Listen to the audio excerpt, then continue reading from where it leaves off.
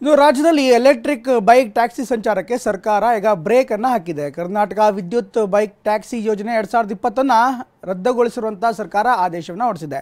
ಹಿಂದಿನ ಬಿಜೆಪಿ ಸರ್ಕಾರ electric bike ಟ್ಯಾಕ್ಸಿಗೆ ಅನುಮತಿ ನೀಡಿತ್ತು. ಆದರೆ ಎಲೆಕ್ಟ್ರಿಕ್ ಬೈಕ್ ಟ್ಯಾಕ್ಸಿ ದುರುಪಯೋಗ ಮಾಡಿಕೊಳ್ಳಲಾಗ್ತಾ ಇದೆ, ಮಹಿಳೆಯರಿಗೆ ಇದು ಸುರಕ್ಷಿತವಲ್ಲ ಎಂದು TV9 ವರದಿ ಮಾಡಿತ್ತು. ಈ ವರದಿಯಿಂದ ಎಚ್ಚೆತ್ತ ಸರ್ಕಾರ BMRCL MD ಅಧ್ಯಕ್ಷತೆಯಲ್ಲಿ ಸಮಿತಿ ರಚನೆ ಮಾಡಿತ್ತು. ಎಲೆಕ್ಟ್ರಿಕ್ ಬೈಕ್ ಟ್ಯಾಕ್ಸಿ ಯೋಜನೆಯ ಮೋಟಾರ್ ವಾಹನ ಕಾಯ್ದೆ ಪೂರಕವಾಗಿಲ್ಲ ಎಂದು ಸಮಿತಿ ವರದಿ ನೀಡಿತು. ಹೀಗಾಗಿ ಬಿಜೆಪಿ ಸರ್ಕಾರ ನೀಡಿದಂಥ ಎಲೆಕ್ಟ್ರಿಕ್ ಬೈಕ್ ಟ್ಯಾಕ್ಸಿ ಅನುಮತಿಯನ್ನು ಈಗ ವಾಪಸ್ ಪಡೆದುಕೊಂಡಿದೆ. ಸಾರಿಗೆ ಇಲಾಖೆಯ ಅಧೀನ ಕಾರ್ಯದರ್ಶಿ ಪುಷ್ಪಾ VS ಇಂದ ಆದೇಶ ಹೊರಡಿಸಲಾಗಿದೆ. ಇದು TV9 ವರದಿಯ ಬಿಗ್ ಇಂಪ್ಯಾಕ್ಟ್ ಆಗಿದೆ.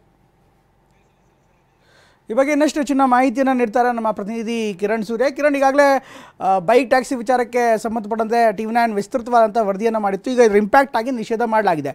ಇದರಿಂದ ಏನೇನು ತೊಂದರೆ ಆಗ್ತಾ ಇತ್ತು, ಜೊತೆಗೆ ಈ ಒಂದು ಆದೇಶ ಬರೋದಕ್ಕೆ ಸರ್ಕಾರ ಕೊಟ್ಟಿರುವಂಥ ಕಾರಣ ಏನು? ಹೌದು ಪ್ರಮೋದ್, ನಿಜವಾಗ್ಲೂ ಕೂಡ ಇದು TV9 ಕನ್ನಡದ ದೊಡ್ಡ ಇಂಪ್ಯಾಕ್ಟ್ ಅಂತಾನೆ ಹೇಳ್ಬೋದು. ಬೈಕ್ ಟ್ಯಾಕ್ಸಿ ಒಂದು ನಡೀತಾ ಇದೆ ರಾಜ್ಯದಲ್ಲಿ. ರಾಜಧಾನಿ ಬೆಂಗಳೂರಿನಲ್ಲಿ ಈ ಬೈಕ್ ಟ್ಯಾಕ್ಸಿ ಇರ್ಬೋದು, ನಾರ್ಮಲ್ ಬೈಕ್ ಟ್ಯಾಕ್ಸಿ ಇರ್ಬೋದು, ಈ ತರದೊಂದು ನಡೀತಾ ಇದೆ ಅನಧಿಕೃತವಾಗಿ ಅನ್ನೋಂಥದ್ದನ್ನ ಮೊದಲು ಸುದ್ದಿ ಮಾಡಿದೆ TV9.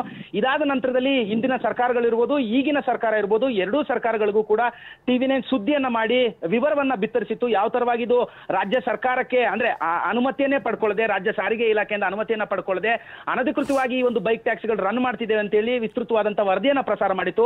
ಇಂದಿನ ಸರ್ಕಾರವು ಕೂಡ ಈ ಒಂದು ಬೈಕ್ ಟ್ಯಾಕ್ಸಿಗೆ ನಾವು ಅನುಮತಿ ಕೊಟ್ಟಿಲ್ಲ, ಅನಧಿಕೃತವಾಗಿ ನಡೆಸ್ತಿದ್ದಾರೆ ಅನ್ನೋ ಒಂದು ಮಾತುಗಳನ್ನು ಹೇಳಿತ್ತು. ಆದ್ರೆ 2021ರಲ್ಲಿ ಈ ಬೈಕ್ ಟ್ಯಾಕ್ಸಿಗೆ ಅಂದ್ರೆ ನಾರ್ಮಲ್ ಆಗಿ ಪೆಟ್ರೋಲ್ ಅಲ್ಲಿ ಸಂಚಾರ ಮಾಡುವಂತಹ ಬೈಕ್ ಟ್ಯಾಕ್ಸಿಗಳೇನಿದ್ದಾವೆ ಅದಕ್ಕೆ ಅನುಮತಿ ನಾವು ನೀಡಿಲ್ಲ ಅನ್ನೋಂಥ ಒಂದು ಮಾತುಗಳನ್ನ ಇಂದಿನ ಬಿಜೆಪಿ ಸರ್ಕಾರ ಹೇಳಿದ್ರು ಕೂಡ 2021ರಲ್ಲಿ ಎಲೆಕ್ಟ್ರಿಕ್ ಬೈಕ್ ಟ್ಯಾಕ್ಸಿಗೆ ಒಂದು ಅನುಮತಿಯನ್ನು ಕೊಟ್ಟಿದ್ರು.